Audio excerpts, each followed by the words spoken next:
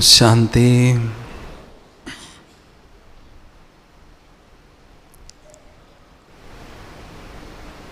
हम सभी मनुष्य से देवता बनने की यूनिवर्सिटी में बैठे हैं, जहाँ स्वयं भगवान हमें मनुष्य से देवता बनाने की पढ़ाई पढ़ाते हैं। और उसके लिए विशेष 4 सब्जेक्ट्स पढ़ाते हैं: ज्ञान, योग, धारणा और सेवा। और इन चारों सब्जेक्ट्स में मुख्य सब्जेक्ट है योग का। हम सभी की रेस जो है वो योग के सब्जेक्ट में है।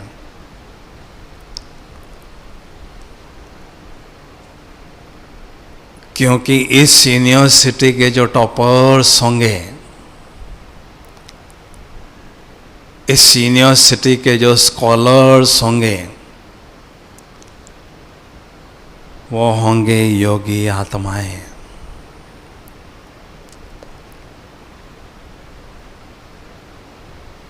बाबा की लहर है, बाबा का इशारा है, अभी अनुभव की अथॉरिटी बनते चलो।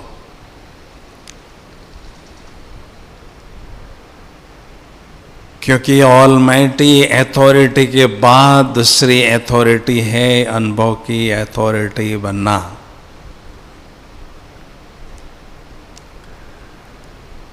जैसे जैसे हम अनुभव की अथॉरिटी बनते जाते हैं, वैसे वैसे हम अपने संपूर्णता की स्थिति की ओर आगे बढ़ते जाते हैं।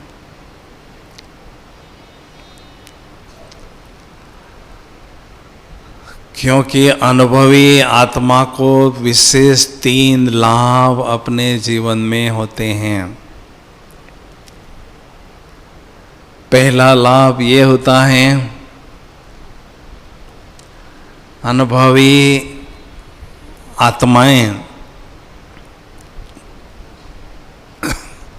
हलचल के वातावरण में भी अपनी स्थिति को अचल बनाने में सफल होंगे।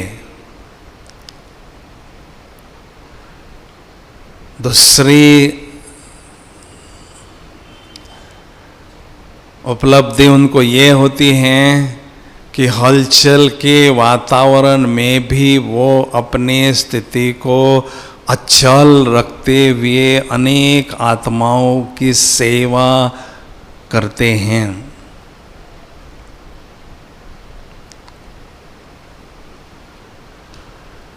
और विशेष परमात्मा जो गुप्त हैं, परमात्मा की शक्तियां भी गुप्त हैं, तो ऐसे परमात्मा की प्रत्यक्षता के कार्य में उनकी अहम भूमिका होती है। इसलिए मुझ आत्मा के पास अलौकिक अनुभव की पूंजी, अलौकिक अनुभव का धन बढ़ता रहें, यही तात सदा लगी रहें।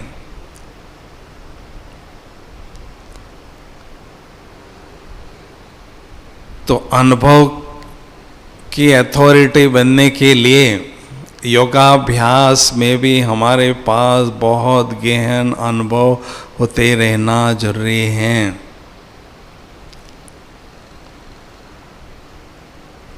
योगाभ्यास के मुख्य 3 उद्देश्य हैं। पहला उद्देश्य है प्यार के सागर जो परमात्मा है, उनसे स्वयं को प्यार से भरपूर अनुभव करना। क्योंकि जो आत्माएं परमात्म प्यार से भरपूर रहती हैं, उन आत्माओं को मनुष्य तथा व्यक्ति का वैभव का प्यार मिले, वो इच्छा नहीं रहती है। दूसरी बात है, योगाभ्यास के द्वारा हमारे सिर पर जो 63 जन्मों का बोझा है विकर्मों का, उस बोझ को हमें धीरे धीरे उतारते जाना है।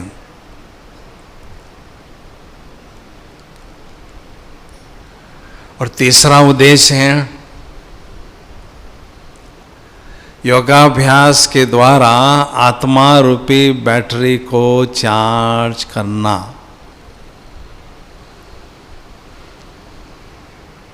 क्योंकि जैसे जैसे हम योगाभ्यास करते हैं, आत्मा रूपी बैटरी चार्ज होती जाती है।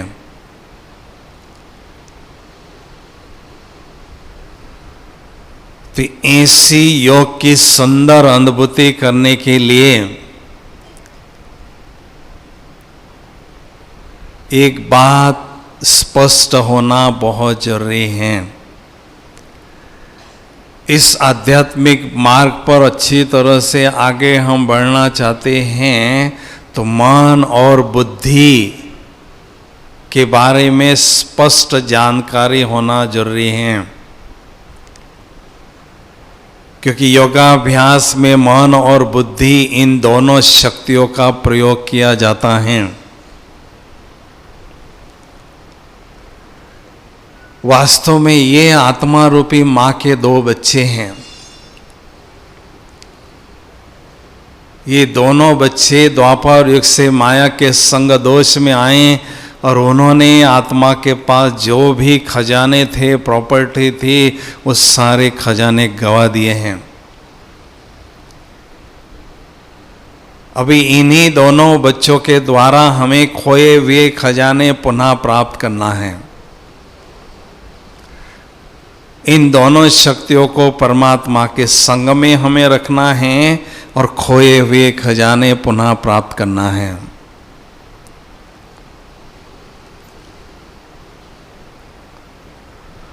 तो इसलिए इसके बारे में थोड़ा स्पष्ट जानकारी होना बहुत जरूरी है।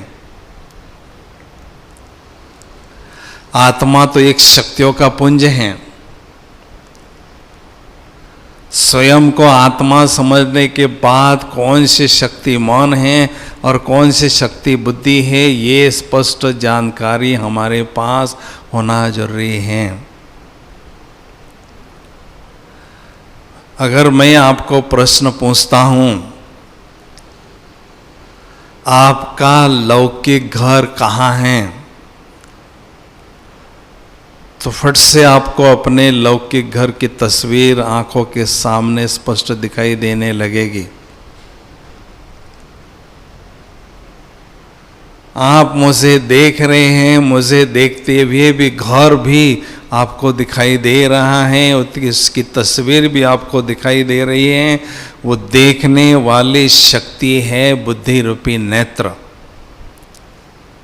दिव्य चक्षु,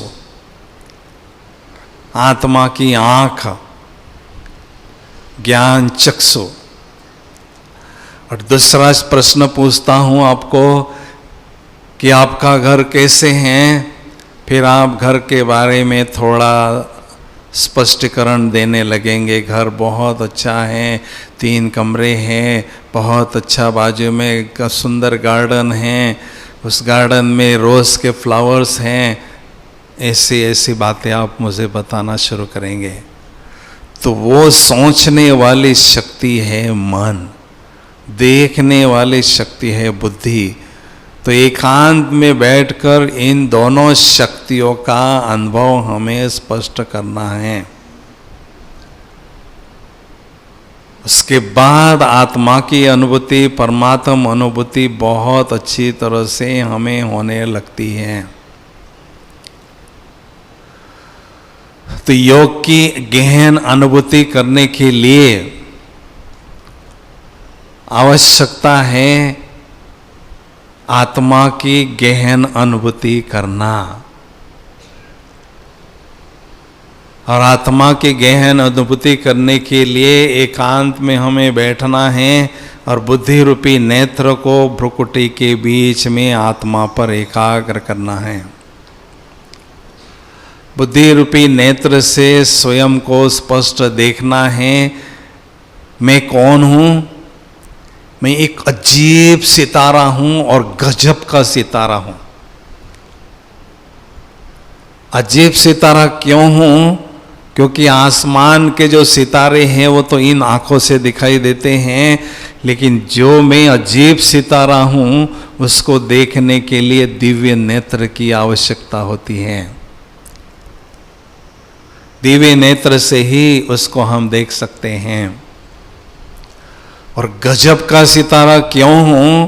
क्योंकि छोटे से बिंदु में 84 जन्मों का पाठ अमीट भरा हुआ है, जो कभी मिटता नहीं, कभी वो घिसता नहीं। इसलिए मैं अजीब सितारा हूं और गजब का सितारा हूं।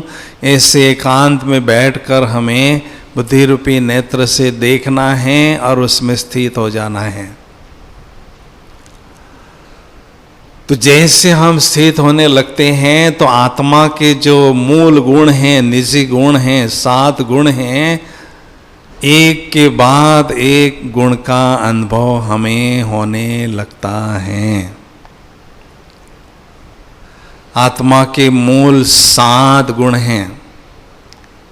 सुख, शांति, प्रेम, पवित्रता, ज्ञान, आनंद, शक्ति, ये 7 गुण हैं। तो 7 गुणों की अनुभूति एक के बाद एक हम करने लगते हैं और बहुत सुंदर आत्मा का प्रकाश, आत्मा के चहुओर एक सुंदर आभा मंडल हमें अनुभव होने लगता है। तो धीरे धीरे देखने का परसेंटेज को बढ़ाते जाना है और उसमें स्थित होने के समय को बढ़ाते जाना है। तो इससे आत्मा की अनुभूति की गहराई हमारी बढ़ती जाती है। क्योंकि गहन योगाभ्यास की अनुभूति करने के लिए गहन आत्म अभिमानी स्थिति की अनुभूति बढ़ते रहना बहुत जरूरी है। मैं कौन हूं? मैं निराकार ज्योति बिंदु आत्मा हूं। बिल्कुल अच्छी तरह से हमें गहराई में खो जाना है, आत्मा के भान में डूब जाना है। तो धीरे धीरे आत्मा का अभ्यास बढ़ता जाएगा और जब हम कारोबार में आते रहेंगे, जो भी हमारे सामने आते रहेंगे उनको आत्मा के रूप से भी हम स्पष्ट देख सकेंगे। आत्मा की अनुभूति और आत्मा की दृष्टि हमारी बढ़ती जाती है। ओम शांति। बहुत सुंदर आत्मा की अनुभूति हम करेंगे अभी। ओम शांति। इस देह रूपी मकान में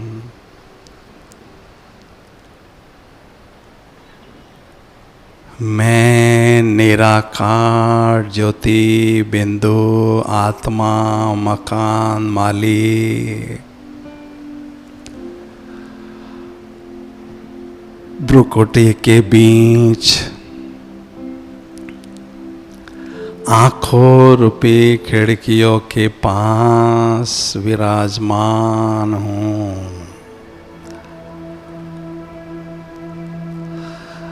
मैं मकान मालिक आत्मा ज्योति बिंदु स्वरूप हूँ। मेरे भ्रुकुटी में चमकता हुआ सितारा स्पष्ट दिखाई दे रहा है, स्पष्ट अनुभव हो रहा है। मैं आत्मा पवित्र स्वरूप हूं। पवित्रता का सुंदर ताज मुझ आत्मा ने धारण किया हुआ है।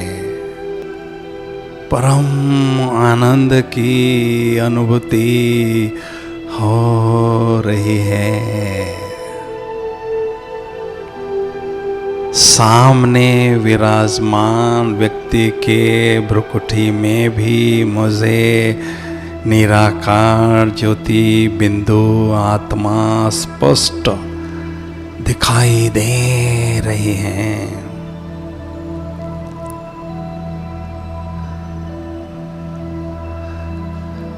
मेरी दिव्यता की शक्ति बढ़ रही है। मेरा अपना दिव्य स्वरूप ज्योति बिंदु स्वरूप अब सामने विराजमान व्यक्ति का दिव्य स्वरूप मुझे दिव्य चक्षु से स्पष्ट दिखाई दे रहा है। हम दोनों ज्योति बिंदु आत्मा आत्मा भाई भाई हैं। एक निराकार शिव पिता की प्यारी संतान है।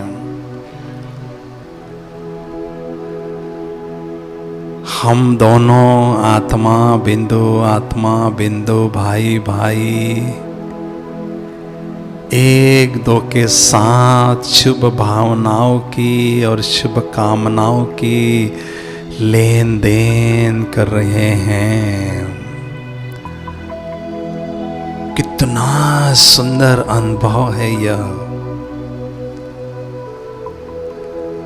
इस हॉल में हम सभी आत्माओं रूपी चैतन्य सितारों की रिमझिम लगी हुई हैं। डायरेक्ट परम धाम से ज्ञान सूर्य शिव बाबा हम आत्माओं रूपी चैतन्य सितारों की रिमझिम देख देख हर्षा रहे हैं। हम सभी आत्माओं रूपी चैतन्य सितारों पर स्नेह के पुष्पों की वर्षा भी कर रहे हैं। सचमुच मैं कितनी न खुशनसीब आत्मा हूं। यह देह तो मात्र एक साधन है। देह तो मात्र एक वस्त्र है। देह तो मात्र एक व्हीकल है।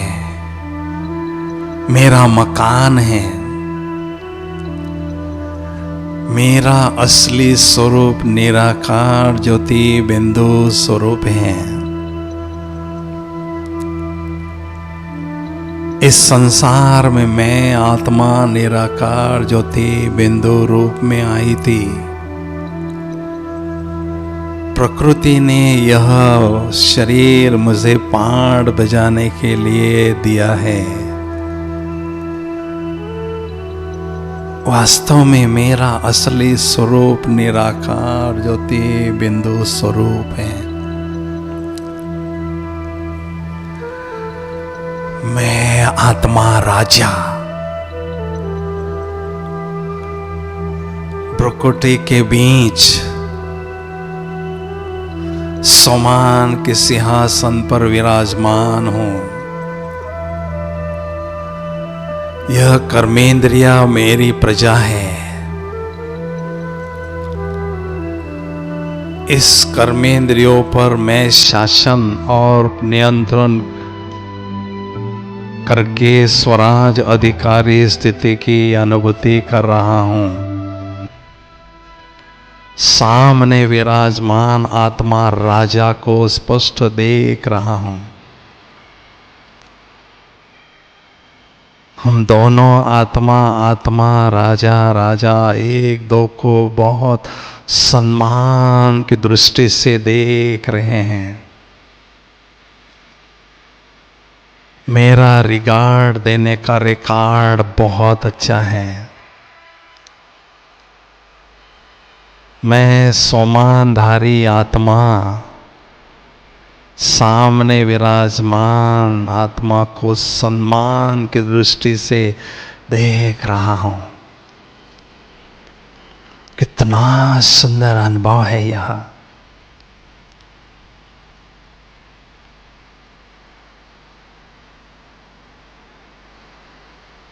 जैसे मेरे शिव पिता निराकार है, वैसे मैं भी निराकार ज्योति बिंदु आत्मा उनकी संतान हूं। मेरे मस्तक पर मस्तक मणि आत्मा चमक रही है। सामने विराजमान व्यक्ति के मस्तक पर भी मुझे मस्तक मणि आत्मा स्पष्ट दिखाई दे रही है।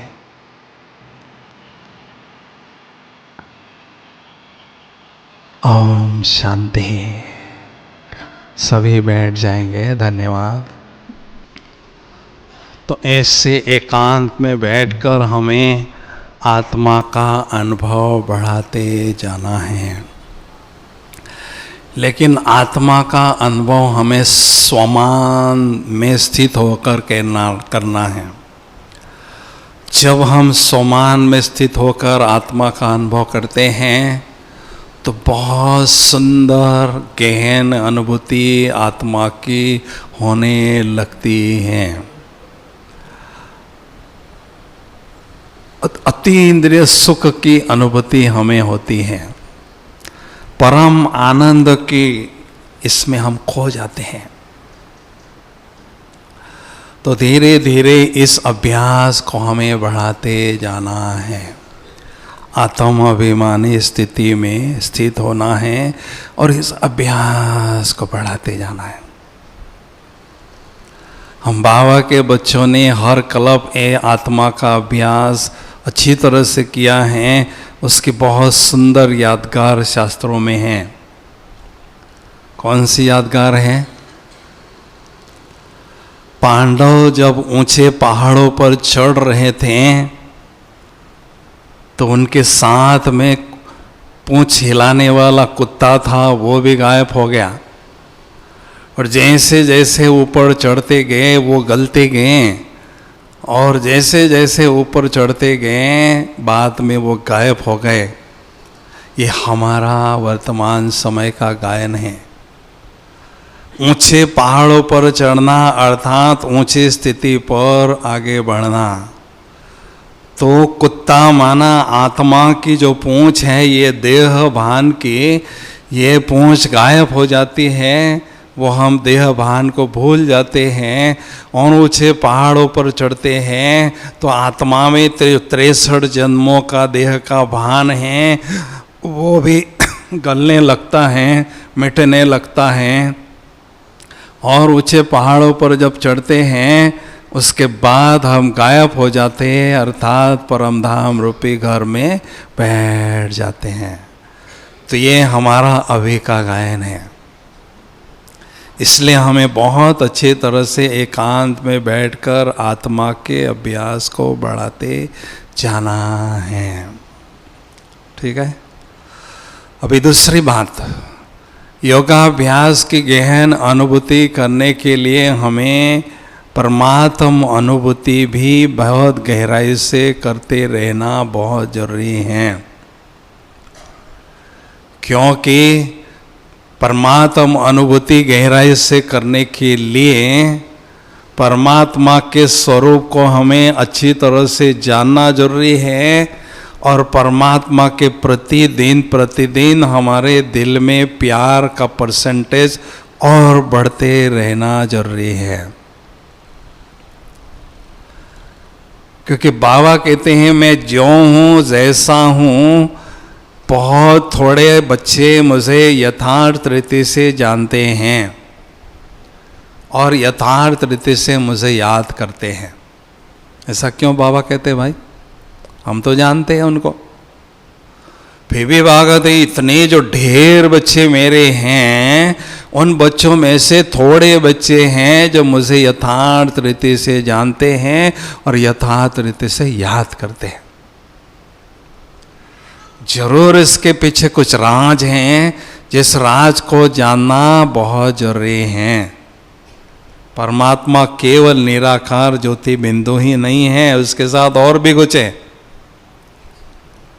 तो सबसे पहले हम परमात्मा के स्वरूप को जानने की कोशिश करेंगे कि परमात्मा का स्वरूप कैसा है। परमात्मा का स्वरूप निराकार ज्योति बिंदु ही है। जैसे आत्मा का स्वरूप निराकार ज्योति बिंदु है, वैसे परमात्मा का स्वरूप भी निराकार ज्योति बिंदु स्वरूप है। लेकिन अंतर क्या है? जो आत्मा में 7 गुण हैं, उन 7 गुणों के परमात्मा सागर हैं। अर्थात उस बिंदु में 7 सिंधु समाये हुए हैं, 7 सागर समाये हुए हैं। कितनी पावरफुल वो बिंदु होगी। सारे संसार की रचना का नॉलेज उसके पास है।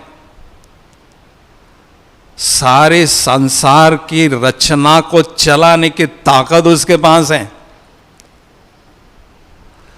उसके इशारे के बिना इस तीनों संसार में, तीनों लोगों में कुछ भी नहीं हो सकता है। सारे ये तीनों उस लोगों की जो एक्टिविटीज़ हैं, क्रिया है, उसके इशारे पर चलती हैं। कितनी पावरफुल वो हस्ती होगी, आप सोच सकते हैं। इसलिए परमात्मा के स्वरूप का जब वर्णन किया शास्त्रों में, तो परमात्मा के स्वरूप की तुलना जो की इस दुनिया के सूर्य के साथ की। जैसे ये सूर्य भौतिक शक्तियों का निरंतर वितरण करता है, वैसे परमात्मा भी ज्ञान सूर्य के रूप में भौतिक शक्तियों का वितरण करते ही रहते हैं। दूसरी बात है, इस सूर्य के प्रकाश में भस्म करने की क्षमता होती है। इस सूर्य का प्रकाश जब धरती पर पड़ता है, तो बारिश में जब कचड़ा, गंदगी, बदबू होती है, वो सारी भस्म हो जाती है और ये धरती साफ सुथरी हो जाती है। तो इससे परमात्मा जो ज्ञान सूर्य है, उनका प्रकाश आत्मा पर पड़ता है योगाभ्यास के द्वारा। तो आत्मा में जो कचरा है, गंदगी है, विकारों की अलाय है, वो सारी भस्म हो जाती है। आत्मा एकदम साफ सुथरी हो जाती है। समझा? और ये सूर्य तो केवल एक ही दुनिया में फैलता है, इसका प्रकाश केवल एक ही दुनिया में प्रस्फुटित होता रहता है। लेकिन परमात्मा जो ज्ञान सूर्य है, तीनों लोगों में उनका प्रकाश निरंतर प्रवाहित होता ही रहता है। इसलिए अर्जुन ने कहा परमात्मा का स्वरूप हजारों सूर्य से तेजोमय है। हजारों सूर्य से तेजोमय नहीं है, लेकिन हजारों सूर्यों से शक्तिशाली जरूर है, क्योंकि उनमें वो क्षमता है। एक सूर्य तो क्या, अनेक सूर्य वो पैदा कर सकता है, क्रिएट कर सकता है। इतनी वो शक्तिशाली विभूति है। और परमात्मा का जो नाम है वो 3 शब्दों में गाया जाता है। कौन से 3 शब्द है वो? सत्यम, शिवम, सुंदरम। सत्यम अर्थात वो सत्यता के सागर हैं, सारे संसार को सत्यता की शक्ति प्रदान करने वाले हैं। सारे संसार की आत्माओं को सत्यता के स्वरूप में टिकाने वाले हैं, सत्यता की शक्ति प्रदान करने वाले हैं। अर्थात वो सत्यता के सागर हैं। हम सतयुग त्रेतायुग में सत्य बोलते थे, सत्य स्वरूप में टिकते थे। बाद में द्वापर से सत्य स्वरूप में टिकना और बोलना छोड़ दिया। तो सारे संसार की आत्माओं को सत्यता की शक्ति प्रदान करने वाले वो है। और शिवम अर्थात सदा कल्याणकारी, सबके कल्याणकारी, बेहद के कल्याणकारी, निरंतर सबके कल्याणकारी है। आत्माएं तो हद के कल्याणकारी हैं, परमात्मा तो सारे संसार के कल्याणकारी हैं। कल्याण के वो सागर है, कभी थकते ही नहीं हैं। हम तो कोई मेहमान आता है हमारे पास में, हम घुमा फिरा के पूछते हैं भाई आपका जाने की टिकट कब है, कल्याण करते थक जाते हैं और बिना स्वार्थ किसी का कल्याण भी नहीं करते हैं। तो परमात्मा कल्याण के सागर हैं और सुंदरम अर्थात उनके जैसा सुंदर तीनों जहां में कोई भी नहीं है। सारे संसार की आत्माओं को सुंदर बनाने का ठेका उन्होंने लिया है। सभी आत्माओं पर जो ब्लैक स्पॉट्स ऑफ इम्प्योरिटीज हैं उसको हटाने के लिए परमात्मा हमेशा प्रयास करते ही रहते हैं। तो इसलिए ऐसा परमात्मा का स्वरूप हमें एकांत में बैठकर परम धाम रूपी पीस पैलेस में देखना है, बुद्धि रूपी नेत्र से देखना है और उसको एंजॉय करना है, उसको बहुत जिगरी प्यार में स्थित होकर देखना है। जैसे चकोर चंद्रमा को, पूर्णिमा के चंद्रमा को देखता है और झूमने लगता है, वैसे हम भी एकांत में बैठकर ज्ञान सूर्य परमात्मा को सूरजमुखी आत्मा समझकर उस सूरज की सुंदरता को देखते रहें और हमारे दिल में एक गीत बजता रहे, तू सूरज मैं सूरजमुखी हूँ पिया, तो सूरज मैं सूरजमुखी हूँ पिया, ना देखो तुझे तो खिले नहीं अजिया। एक पल भी अगर आपको मैं नहीं देखती हूँ तो मेरा जिया नहीं खिलता है। ऐसा गीत हमारी अंतर आत्मा सदा गाती रहे। समझा? दूसरी बात, जितना हम परमात्मा को पहचानते हैं उतना ही दिल का सच्चा प्यार हमारा बाबा के तरफ ट्रांसफर होता है। जितना हम पहचानते हैं उतना ही प्यार हमारा बाबा के तरफ ट्रांसफर होता है ना? तो जैसा बाबा को जानना अर्थात बाबा के स्वरूप को जानना, बाबा के व्यक्तित्व को जानना, बाबा के गुणों को जानना, बाबा की प्रतिभा को जानना, बाबा की विशेषताओं को जानना, ऑल राउंड पर्सनालिटी को जानने को कहेंगे यथार्थ रीति से जानना। समझा? तो जितना हम जानते हैं उतना हमारे दिल में परमात्म प्यार धीरे धीरे बढ़ने लगता है, पनपने लगता है। हम ठगे करते हैं बाबा से। बाबा कहते हैं मैं प्यार का सौदागर हूं। 5000 वर्षों बाद आप बाबा कहते हैं मैं केवल सौदागर हूं प्यार का। बोलो मुझसे प्यार का सौदा करोगे? हाँ बोलो भाई, करोगे? बाबा पूछ रहा है। क्यों भाई करेंगे हम? बाबा बोलता है इसलिए करेंगे क्या? अंधविश्वास से करेंगे क्या? हमारे पास भी तो रियलाइजेशन होना जरूरी है ना। क्यों हमें परमात्मा से ही प्यार करना है, क्यों किसी वैभव से व्यक्ति से नहीं करना है? हमारे पास रियलाइजेशन होना जरूरी है। पहली बात लिखो, पहली बात, केवल परमात्म प्यार ही विश्वास पात्र प्यार है। आत्माओं के प्यार में आप विश्वास नहीं कर सकते हैं। द्वापर युग से हमने बहुत धोखे खाए हैं, बहुत कड़वे अनुभव किए हैं। केवल परमात्म प्यार ही विश्वास पात्र प्यार है, रिलायबल लव है, ट्रस्टवर्दी प्यार है। ठीक है? दूसरी बात, केवल परमात्म प्यार ही अनकंडीशनल है और अनकॉम्प्लिकेटेड है। उनके प्यार में कोई कंडीशन नहीं है, कोई कॉम्प्लिकेशन नहीं है। देखो भोली भोली माताएं उसके दिल को जीत कर बैठी हुई है। माताओं से बाबा का बहुत प्यार है ना, है कि नहीं? बोलो, है विशेष प्यार? भाई क्यों है बताओ? माताएं बहुत भोली होती है। वो भोलानाथ जो बाबा का टाइटल है, भोली भोली माताएं प्रत्यक्ष करती हैं, इसलिए भोलानाथ उन पर बहुत प्यार बरसाता है। तालियां भी नहीं बजा रहे।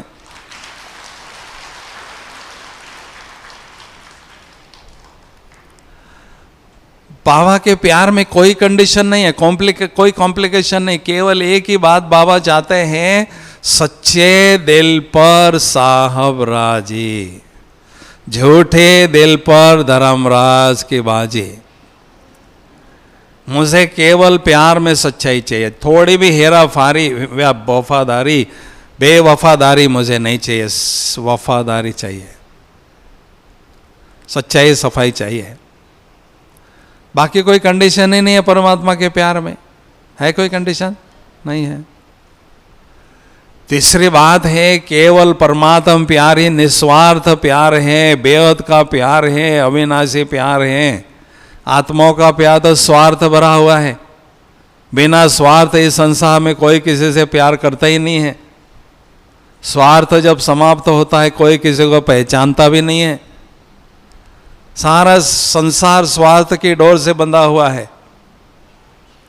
केवल परमात्मा प्यार ही निस्वार्थ प्यार है। वो हमसे कुछ नहीं चाहते हैं, हमको देते ही रहते हैं, पालना देते ही रहते हैं। निस्वार्थ प्यार उनका है और बेहद का प्यार है। आत्माओं का प्यार तो लिमिटेड है, हद का है, गागर है और वो भी खाली गागर है। परमात्मा तो प्यार का सागर है। अब क्या प्यार करेंगे भाई आत्माओं से? और विनाशी प्यार है, हद का प्यार है और स्वार्थ भरा प्यार है। इसलिए मुझे केवल परमात्मा से ही प्यार का सौदा करना है। चौथी बात, केवल परमात्मा प्यार ही हमें प्योर बनाता है। आत्माओं का प्यार तो इम्प्योर बनाता है, शरीर भी इम्प्योर है और प्यार भी इम्प्योर है, आत्मा भी इम्प्योर है। अब इनसे प्यार करेंगे तो आत्मा इम्प्योर बनेगी ना भाई। इसलिए केवल परमात्मा से ही मुझे प्यार का सौदा करना है। और पांचवी बात है, केवल परमात्मा प्यार ही हमें इस दुनिया से पार ले जाता है, परमधाम में ले जाता है, होलीएस्ट और हाईएस्ट स्थान में ले जाता है। आत्माओं का प्यार तो हमें इसी घटिया दुनिया में भटकाता रहता है, मटकाता रहता है, लटकाता रहता है। टॉप क्वालिटी की आत्माएं हमेशा टॉप फ्लोर पर रहती है।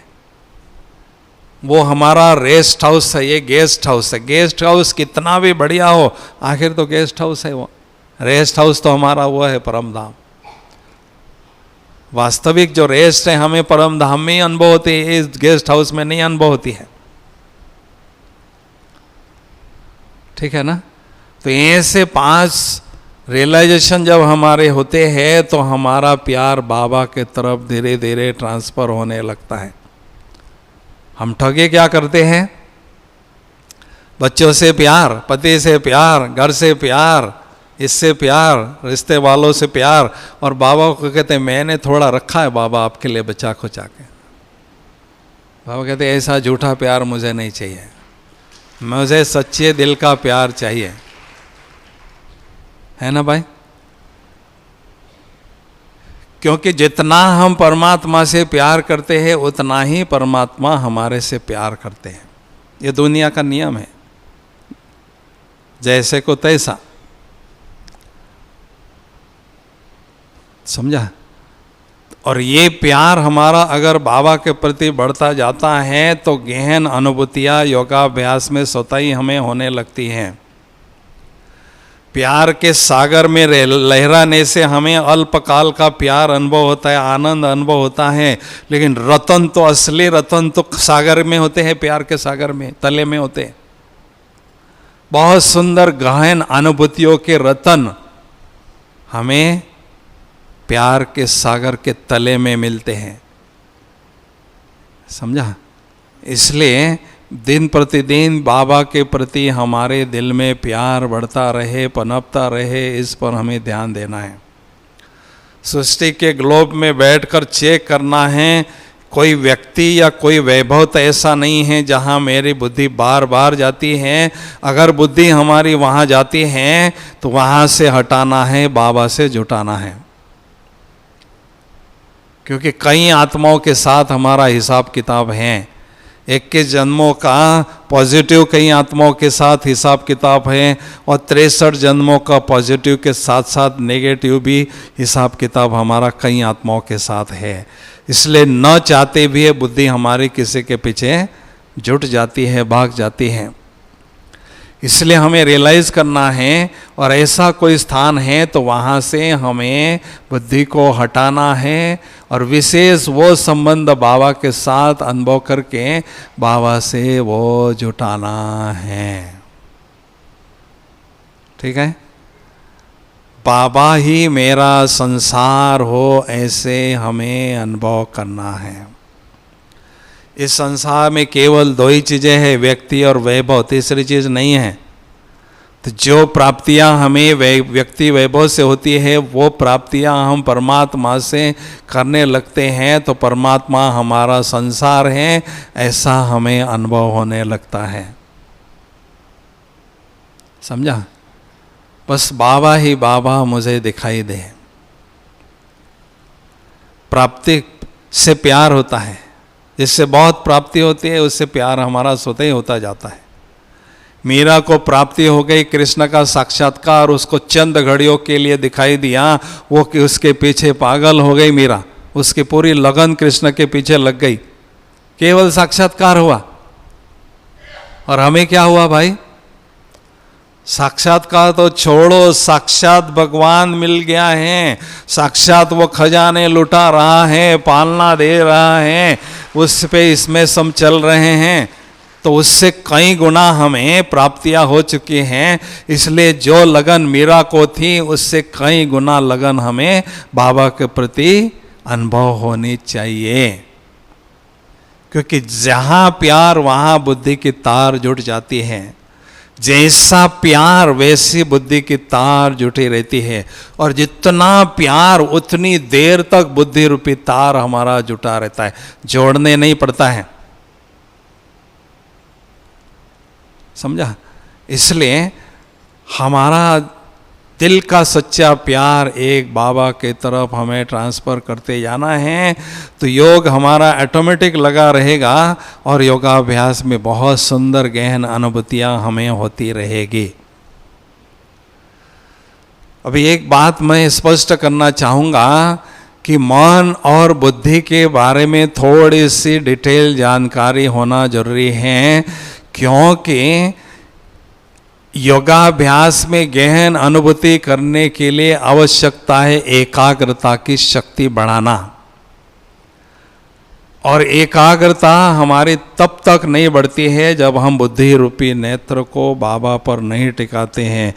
बुद्धि और मन के बारे में थोड़ा सा क्लैरिटी होना जरूरी है, उनका आपस में क्या संबंध है वो जानना जरूरी है।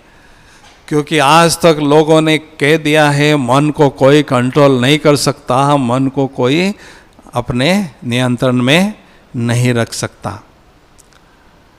तो मन और बुद्धि के बारे में हमें थोड़ा सा जानना जरूरी है, इनका आपस में क्या रिलेशन है। बुद्धि मन का बॉस है, बुद्धि मन का कंट्रोलर है, बुद्धि मन का मैनेजर है, बुद्धि मन का ऑर्गेनाइजर है, बुद्धि मन का प्लानर है, बुद्धि ही होल एंड सोल है और मन उसका केवल फॉलोअर है। जहाँ बुद्धि जाती है उसके पीछे मन हमारा ऑटोमेटिक भागता जाता है।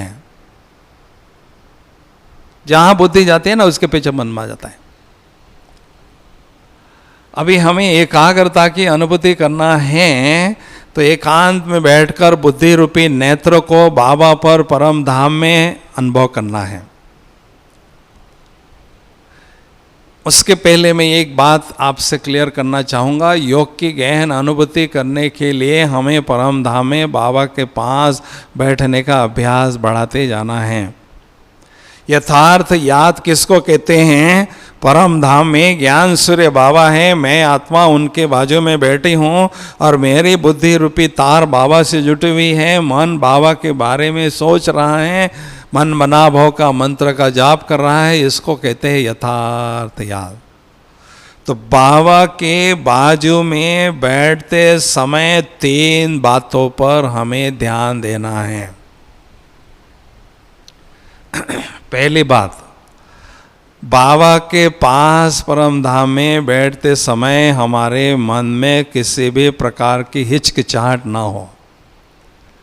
कई बार हम सोचते हैं बाबा तो पवित्रता के सागर हैं, मैं आत्मा अपवित्र हूँ, कहीं आत्मा पर अपवित्रता के धाबे लगे हुए हैं, क्या मैं सचमुच बाबा के समीप बैठ सकती हूँ या नहीं, ये थोड़ी सी शंका हमारे मन में आता है। लेकिन हमें बड़े मस्ती से, बड़े ठाठ से बाबा के बाजू में बैठना है, हिचकना नहीं है। उसके दो कारण हैं।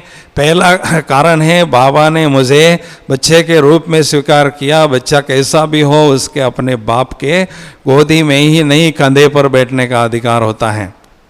इसलिए बड़े ठाठ से, बड़े मस्ती से हमें बाबा के बाजू में बैठना है।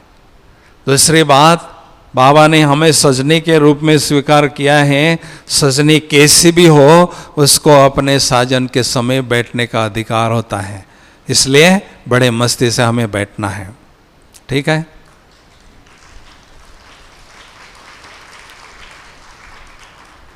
दूसरी बात, बाबा के बाजू में जब बैठते हैं तो हमें कभी भी बाबा से मांगना नहीं है। माताएं क्या करती हैं, अमृत वेले बैठती है योग में, फिर बाबा को कहती, बाबा थोड़ी सी शक्ति दो ना बाबा, मैं आपकी बहुत प्यारी बच्ची हूँ, आपको कुछ कम होने वाला नहीं है, मुझे थोड़ी सी शक्ति दो ना बाबा। इस तरह से हमें बाबा से मांगना नहीं है। बच्चे माना अधिकारी, भगत माना भिखारी। हम भगत थे, अभी भगत नहीं है, अभी कौन बन गए, बच्चे बन गए। इसलिए बड़े ठाठ से, बड़े मस्ती से हमें बैठना है, मांगना नहीं है।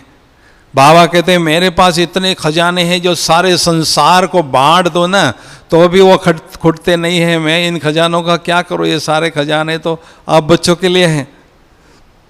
इसलिए अधिकारी स्थिति में हमें बैठना है। ठीक है। और तीसरी बात, बाबा के बाजू में बैठते समय हमारे मन की जो बैठक है वो साधारण बैठक न हो, शक्तिशाली बैठक हो। बाबा सर्वशक्तिमान है तो मैं मास्टर सर्वशक्तिमान हूँ। बाबा ज्ञान सूर्य है तो मैं मास्टर ज्ञान सूर्य आत्मा हूँ। बाबा शक्तियों के सागर है तो मैं भी शक्तिशाली आत्मा हूँ। अगर हम साधारण रीति से बैठते हैं तो साधारण करंट हमें मिलेगा और थोड़ी सी शक्तियाँ मिलेगी।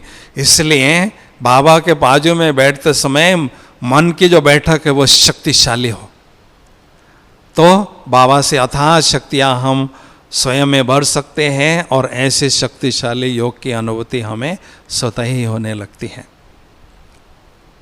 समझा? तो इन बातों पर हमें खास ध्यान देना है। बाबा के पास बैठते समय बहुत मस्ती से हमें बैठना है कि बाबा मेरा कंपेनियन है, उसकी कंपनी में मैं आत्मा जब बैठती हूँ तो परम सुख की, परम आनंद की अनुभूति मुझे होती है। मेरे जीवन के सबसे सुखद पल कौन से हैं? सबसे ज़्यादा हीरे तुल्य पल कौन से हैं? हाँ जी बोलिए। मेरे जीवन की सबसे सुखद पल, सबसे हीरे तुल्य जीवन पल कौन से है भाई? हाँ जी, जब मैं आत्मा परमात्मा के सानिध्य में स्वयं को अनुभव करती हूँ, वो सबसे सुखद पल मेरे जीवन के हैं। इसलिए बाबा के संग में बैठते समय जास्ती से जास्ती सेकंड में बैठ सकी हूँ, लंबे पल तक बैठ सकी हूँ। इन पलों को हमें बढ़ाते जाना है, ये मेरी पूंजी है।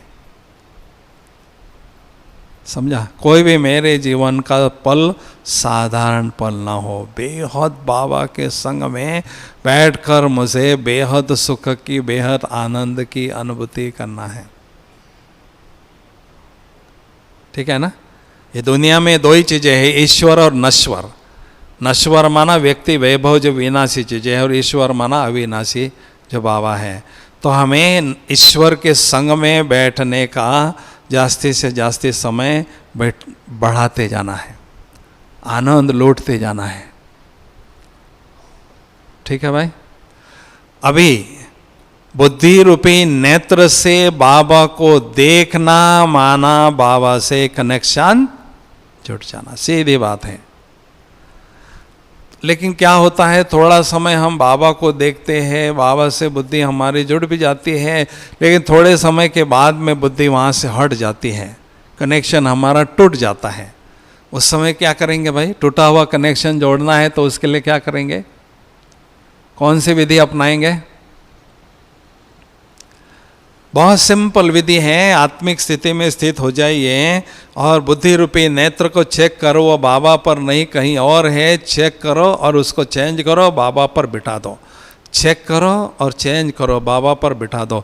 जितनी चेकिंग पावर, चेंजिंग पावर बढ़ती जाएगी, उतना आपका योगाभ्यास में एकाग्रता बढ़ती जाएगी। मैं बीज रूप स्थिति क्या होती है वो थोड़ा सा स्पष्टीकरण आपको देता हूँ, उसके बाद बहुत सुंदर योग की अनुभूति हम करने जाएंगे। योग की मुख्य 3 स्टेजेस हैं। रूह रिहान बाबा से करना, दूसरी स्टेज है फरिश्ता स्थिति की अनुभूति करना, और तीसरी स्टेज है बीज रूप स्थिति की अनुभूति करना। रूह रिहान करना अर्थात रूह समझकर, आत्मा समझकर रिहान अर्थात बाबा के साथ बातें करना। मैं आत्मा अपने शरीर में बैठी हूँ, शिव बाबा ब्रह्मा बाबा के तन में बैठे हैं। बाबा ने हमें जन्म दिया है, बाबा ने हमें जीवन दिया है, वो लालन पालन दे रहा है। बहुत सुंदर पालना में हम पल रहे हैं, इसलिए एकांत में बैठकर हम दिल की बातें बाबा से करते हैं, रोरियान करते हैं, तो बहुत अच्छी तरह से इसमें खो जाते हैं। तो जैसे जैसे हम बाबा के साथ बातें करते हैं, धीरे धीरे प्यार का परसेंटेज बढ़ता जाता है, संकल्पों का नंबर धीरे धीरे कम होने लगता है, और प्यार का परसेंटेज बढ़ने से स्थूल देह का भान मिट जाता है और सूक्ष्म देह का भान हमें अनुभव होता है। मैं आत्मा सूक्ष्म शरीर में, शिव बाबा ब्रह्मा बाबा के सूक्ष्म शरीर में हूँ, ऐसा हमें अनुभव होता है। हम स्वयं को सूक्ष्म वतन में अनुभव करने लगते हैं। वहाँ पे भी बाबा के साथ में प्यार की बातें करते हैं, रोरियान करते हैं, लेकिन प्यार का परसेंटेज बढ़ने से क्या होता है, जो सूक्ष्म हमारा शरीर है उसका भी भान घटने लगता है, हटने लगता है। उसके बाद हम परम धाम की ओर जाने लगते हैं। मैं निराकार ज्योति बिंदु और बाबा परम ज्योति बिंदु हैं, ऐसा आमने सामने स्वयं को बैठे हुए अनुभव करते हैं। परम धाम में हम पहुंचते हैं। अभी इस याद की यात्रा में क्या होता है, एक तो प्रेम की मात्रा बढ़ती जाती है, दूसरा संकल्पों का नंबर जो है, संकल्पों की संख्या धीरे धीरे घटने लगती है। मान लीजिए पहले मिनट में आपके मन में 4 संकल्प थे, दूसरे मिनट में 3 चलेंगे, दूसरे मिनट में 2 चलेंगे, उसके बाद 1 चलेगा, उसके बाद में मन में बिल्कुल संकल्प नहीं चलेगा। केवल ऐसा अनुभव आपको होगा परम धाम में कि ज्ञान सूर्य बाबा है, उस ज्ञान सूर्य से अथाह शक्तियाँ मैं आत्मा में ग्रहण कर रही हूँ। इस स्थिति को बीज रूप स्थिति कहते हैं। केवल शक्तियाँ मुझ आत्मा में आ रही है, ऐसी अनुभूति करना, इसको बीज रूप स्थिति कहते हैं। बीज रूप स्थिति क्यों कहते हैं, उसका कारण क्या है, शरीर रूपी वृक्ष का बीज मैं आत्मा हूँ और मनुष्य सृष्टि रूपी वृक्ष का बीज बाबा परमात्मा हैं। आमने सामने बैठे हैं और निरसंकल्प समाधि में बैठे हैं, कोई भी संकल्प नहीं है हो रहा है, केवल बाबा से मैं आत्मा था शक्तियाँ स्वयं में ग्रहण कर रही हूँ। इस अनुभूति को कहते हैं बीज रूप स्थिति की अनुभूति करना। और शक्तिशाली बीज रूप स्थिति को कहते हैं ज्वाला स्वरूप योगाभ्यास करना। इस बीज रूप स्थिति में, ज्वाला स्वरूप स्थिति में हमारे विकर्म भस्म होते हैं, हमारे पुराने संस्कारों में परिवर्तन आने लगता है, जो भी आत्मा में विकारों के अंश वंश है सारे समाप्त होने लगता है और परिवर्तन संस्कारों में होता है, दिव्यीकरण संस्कारों का होता है, डिविनाइजेशन होता है। तो धीरे धीरे जो पुराने संस्कार हैं वो मिटने लगते हैं और दिव्य गुण दिव्य संस्कार के रूप में आत्मा में स्वतः ही भरने लगते हैं। तो सवेरे या शाम के समय जब हम बैठक का योग करते हैं, विशेष अमृत वेले या नुमा शाम के समय, ऐसे समय हमें ऐसे पावरफुल बेजरूप स्थिति की अनुभूति करना है, ये हमारा लक्ष्य हो, या ज्वाला स्वरूप योग की अनुभूति करना ही ये हमारा लक्ष्य हो। सारे दिन भर में कारोबार में रहते हुए फरिश्ता स्थिति की अनुभूति करना, और जब बैठक के समय शक्तिशाली योग की अनुभूति करना, इस पर विशेष ध्यान दें। क्योंकि कर्म करते समय हमें स्थूल देह का भान जरूर रहता है, तो स्थूल देह का भान सूक्ष्म देह के भान में हम सहज परिवर्तन कर सकते हैं, बजाय निराकारी स्थिति में निराकारी बाप को याद करने में थोड़ा सा कठिन अनुभव हो सकता है। तो इसलिए कर्म करते समय फरिश्ता स्थिति की अनुभूति करना और बैठते समय विशेष निराकारी बीज रूप स्थिति की अनुभूति करना, शक्तिशाली योग की अनुभूति करना, इस पर हमें विशेष ध्यान देना है। ठीक है, तो अभी हम बहुत सुंदर योग की अनुभूति करने जा रहे हैं। करना चाहेंगे ना सभी? ठीक है ना, बस थोड़े समय के लिए हम 10 मिनट के लिए पावरफुल योग की अनुभूति करके फिर आपको छोड़ेंगे। ठीक है, ओम शांति। सभी सीधा होके बैठेंगे ऐसा।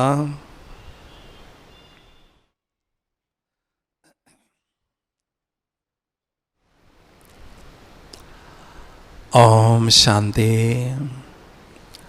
मेरे साथ 3 बार ओम की ध्वनि करेंगे। 2 मिनट 2 घड़ी के लिए आंखें बंद करेंगे और तीसरी आंख पूरी खोलेंगे और भुकुटी के बीच में आत्मा को स्पष्ट देखेंगे और आत्मा से ओम का संकल्प निकल रहा है, वो मुख के द्वारा बाहर आ रहा है, ऐसी अनुभूति करेंगे। तो उस ओम की ध्वनि से क्या हो रहा है, ये वातावरण भी पवित्र हो रहा है और आत्मा की अनुभूति जो हम करने जा रहे हैं उसमें एकाग्रता भी बहुत अच्छी हो रही है, ऐसी अनुभूति हम करेंगे। तो मेरे साथ 3 बार सभी ओम की ध्वनि करेंगे, लेकिन बड़ी विधि पूर्वक करेंगे, आत्मा को स्पष्ट देखते हुए, चमकते हुए ज्योति बिंदु के रूप में, और ओम की ध्वनि करेंगे। ओम शांति।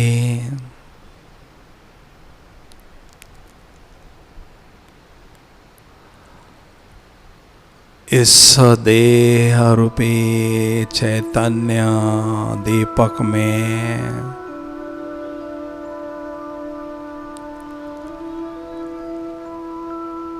मैं आत्मा रूपी चैतन्य ज्योति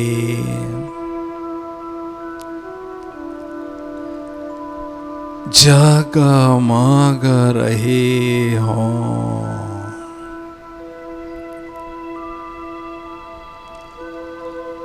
मुझ आत्मा रूपी चैतन्य ज्योति से दिव्यता का प्रकाश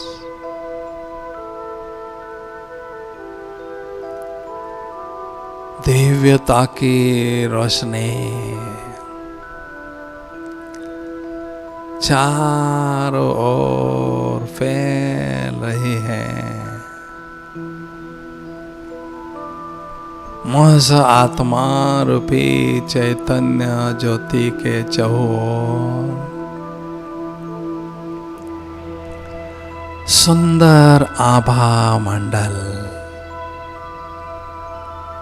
लाइट का ऑरा अनुभव हो रहा है।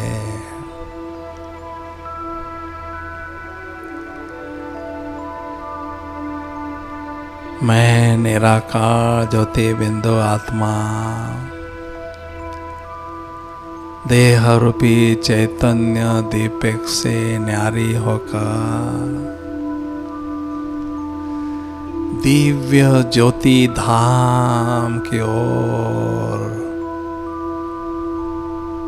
बुद्धि बल से उड़ती हुई जा रही हूँ। इस विश्व के ग्लोब से पार चंद्र, सूर्य, तारागण से भी पार जा रही हूँ। ओह, फरिश्तों की नगरी में पहुंच गई हूँ, जहां चारों ओर सफेद ही सफेद दिव्य प्रकाश प्रकाश है। मुझ निराकार ज्योति बिंदु आत्मा से दिव्यता का प्रकाश चारों ओर फैला है। मुझ निराकार ज्योति बिंदु आत्मा ने दिव्य प्रकाश पुंज की ड्रेस धारण कर ली है। कितनी हल्की फुल्की ड्रेस है यह।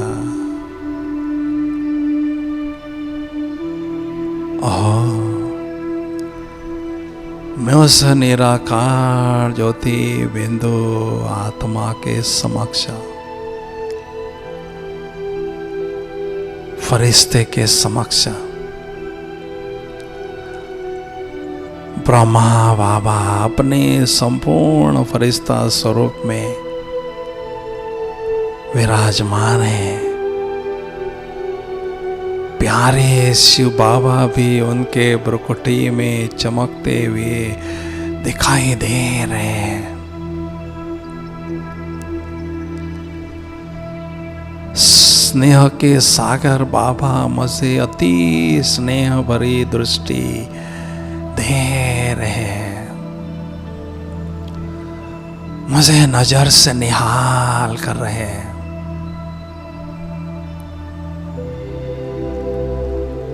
मैं फरिश्ता बाबा की दृष्टि से बेहद का प्यार और बेहद शक्तियां ग्रहण कर रहा हूं।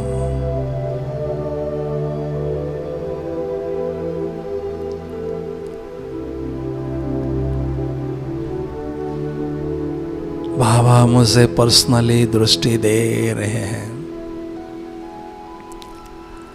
फरिश्ता स्वरूप की ड्रेस को छोड़कर मैं निराकार ज्योति बिंदु आत्मा दिव्य ज्योति धाम की ओर उड़ती हुई जा रही हूं।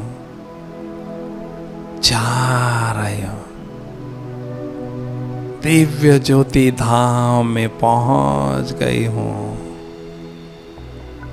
जहां चारों ओर सुनहरी लाल लाल दिव्य प्रकाश प्रकाश है। शांति शांति है। मैं निराकार ज्योति बिंदु आत्मा बाबा की सुंदर छवि को देख रही हूं। उनकी सुंदरता का आनंद ले रही हूं। बाबा मेरे नयनों का नूर बन चुके हैं। मेरे दिल की दुनिया में मेरे दिलारा, मेरे दिलवर बाबा ही बाबा है।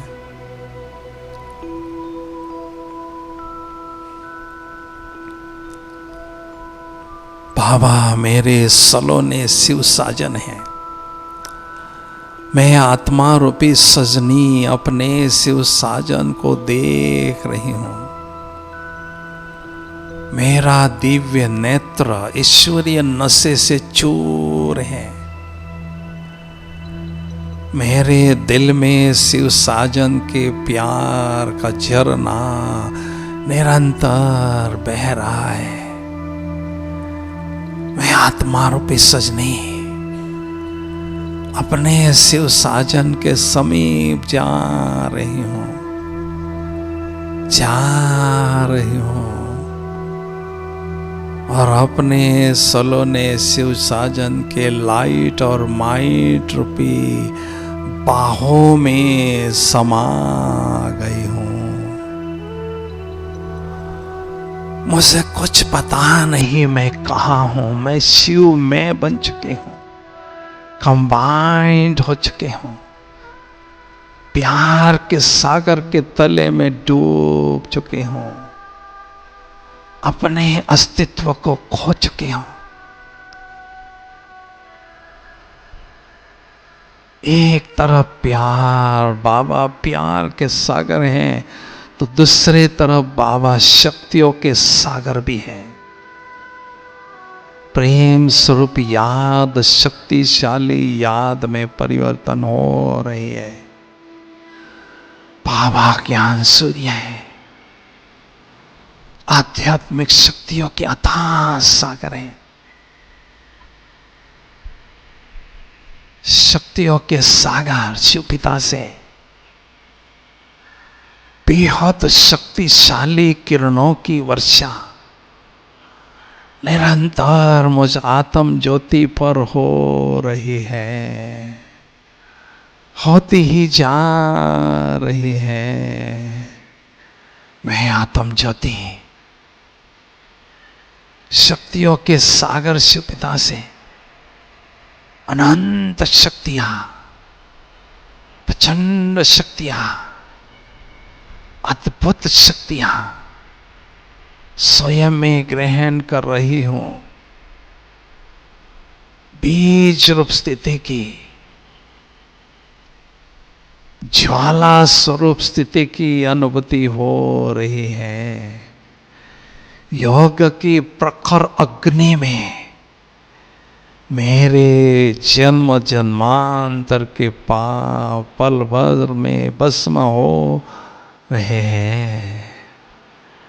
मैं आत्म ज्योति स्वयं को एकदम लाइट, खुशी से भरपूर अनुभव कर रही हूं। ज्ञान सूर्य स्नान कर रही हूं। ज्ञान सूर्य की तपत में तप रही हूं। मैं आत्मा सूरजमुखी बनकर पूरी एकाग्रता से ज्ञान सूर्य परमात्मा को देख रही हूं। देखती ही जा रही हूं।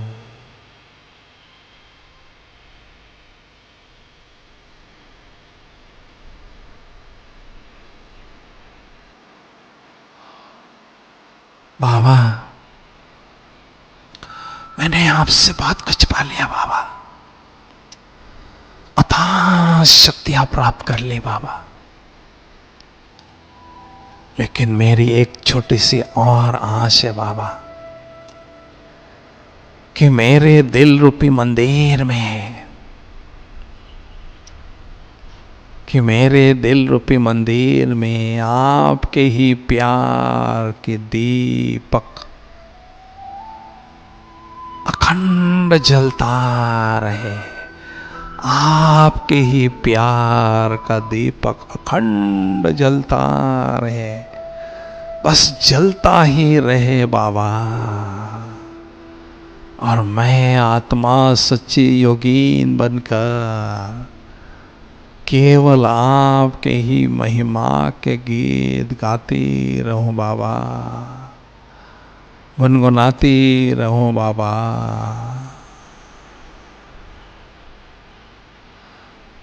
संगम युग की हर घड़ी आपके ही महिमा के गीत गाती रहूं बाबा।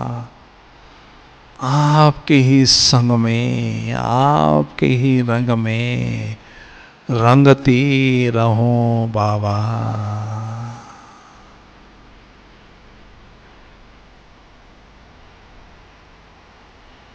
सचमुच मेरे जीवन के सबसे सुनहरे पल है यह, बेहद खुशी के पल है यह, जो मैं आत्मा डायरेक्ट परमात्मा के सानिध्य में स्वयं को अनुभव कर रही हूँ। वहाँ रे मैं, वहाँ मेरे बाबा, वहाँ मेरा भाग्य, वहाँ ड्रामा।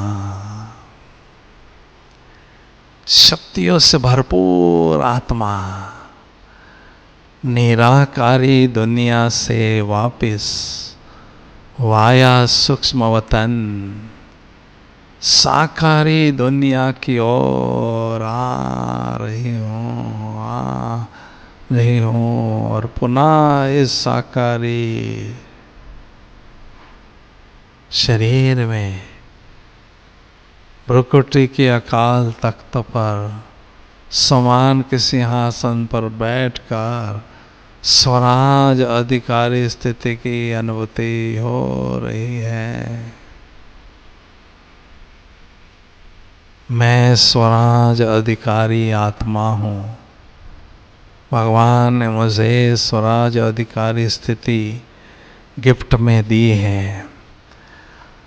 मुझ शक्तिशाली आत्मा से शक्तियों की सजीव तरंगे इस वायुमंडल में चारों ओर फैल रही हैं, फैलती ही जा रही है।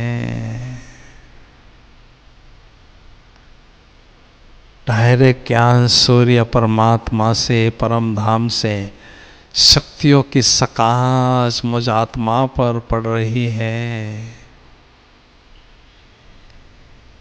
और मेरे द्वारा शक्तिशाली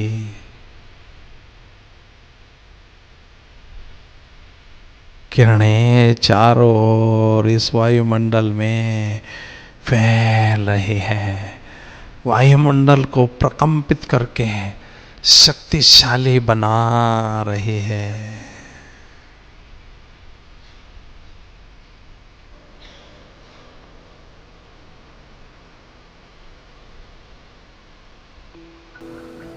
मैं हूँ देह से न्यारा, केवल एक चमकता हुआ दिव्य सितारा मेरे प्रकृति के बीच चमकता हुआ सूर्य दिखाई दे रहा है, अनुभव हो रहा है।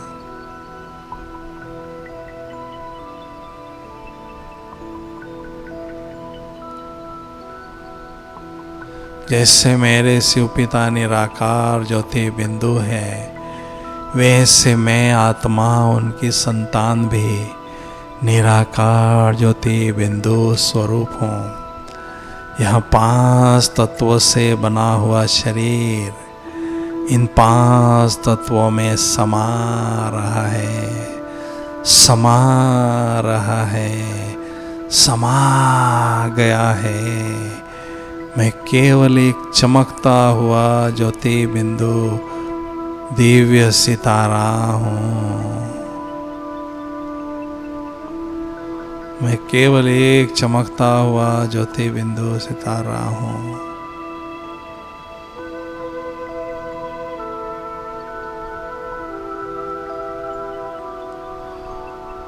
ओम शांति शांति शांति।